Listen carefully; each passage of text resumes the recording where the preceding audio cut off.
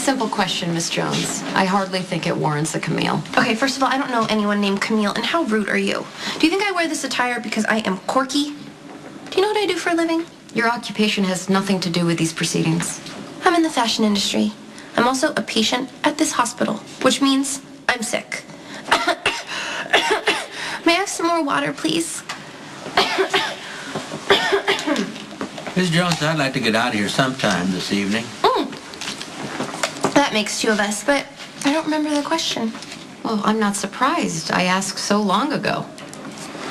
Is she allowed to be this rude to a witness? No. Not really. Ms. Walsh, repeat the question. Certainly, Your Honor. It appears Sonny Corinthos was driving his son Michael's car on the night in question. Was Michael in the car with him?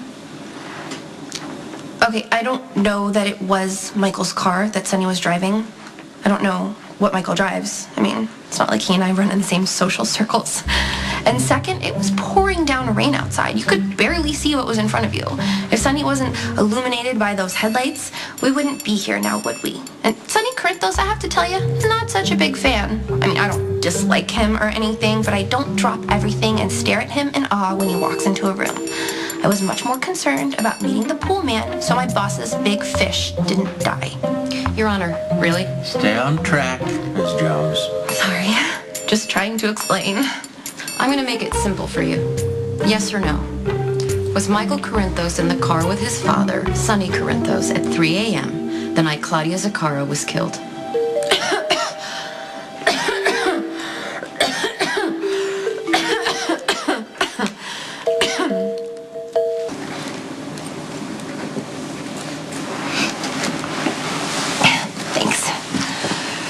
Doesn't matter how many different ways you ask me that question, my answer is going to stay the same. I have no idea if anyone was in the car with Sonny that night. Because, wait for it, here it is again. All I could see was Sonny at the gate because the headlights were on him. And even if I could have seen in the car, I probably wouldn't have looked. I was too focused on waiting for the pool guy. Yes, the pool guy. We know. Let's approach this a different way. Make it work. You win today's gold star. When Sonny opened the door to exit the car, did the interior light come on? They usually do. Okay, that's it. Your Honor, I have been extremely patient through all of this, but now I really have to object. Asked and answered and asked and asked and asked. Ad nauseum. Miss Jones' testimony is clear and succinct. Visibility was limited because it was raining. She saw Mr. Corinthos illuminated in headlights at his gate with a stain on his shirt. End of story. End of testimony. Police. I agree with Ms. Miller. Your objection is sustained. Anything else, Ms. Walsh? One more line I'd like to explore. Quickly, then. Do you have a boyfriend? I have a non-husband. I'm sorry? A non-husband. Would that be Damien Spinelli? Yes. The same Damien Spinelli that not only lives with, but works for Jason Morgan, Mr. Corinthos' enforcer.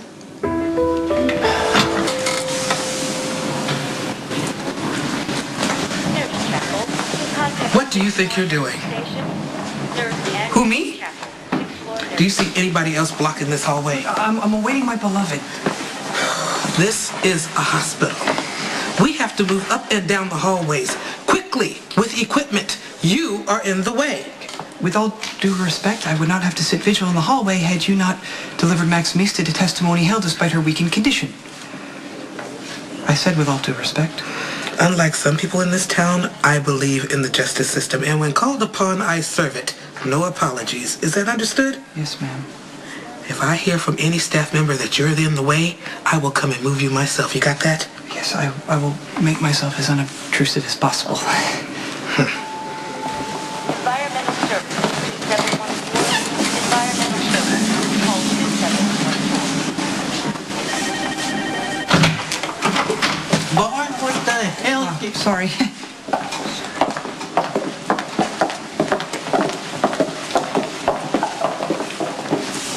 Hey, you survived.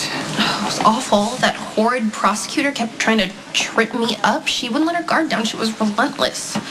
My brain hurts, and I'm tired, and I want to cry. Jason owes me big time. Dr. Patrick I know. What do you... Spinelli, I hope you're not pushing yourself too hard. My only concern is for Maxie.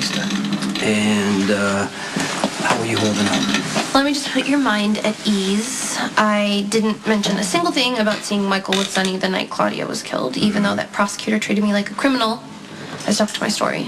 From what I understand, she did more than that. She utilized her verbal dexterity to deflect and obfuscate and basically inspired massive frustration on the part of Claire Walsh. I kind of had a feeling it would go that way. Just an observation. That woman is kind of stuck on Michael. I mean, I don't think she's going to give up until she puts him on the stand. Well, the plan is to not let that happen. Maxie, look, I know sometimes I get impatient. It's okay. I know that I am basically an annoying person. Not today. You came through for us when it mattered, and Sonny and I are very grateful. I'm really gratified. Stone Cold and Mr. Sir are finally in your debt. Yeah, gratitude is nice, but trust is way better. Jason's anyway.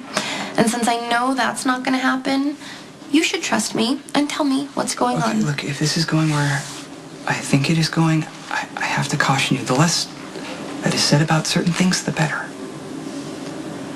Spinelli, I just gave testimony under oath, which means I perjured myself.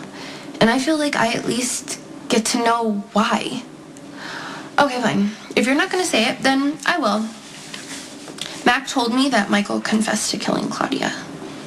Mac said he thought that Michael was just trying to protect Sonny, but Michael was telling the truth, wasn't he?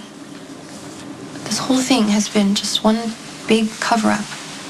Sonny didn't kill Claudia.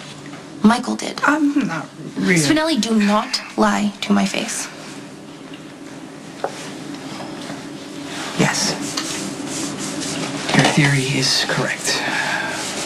I mean, if Sonny had struck the fatal blow, this would all be less painful and complicated. What happened?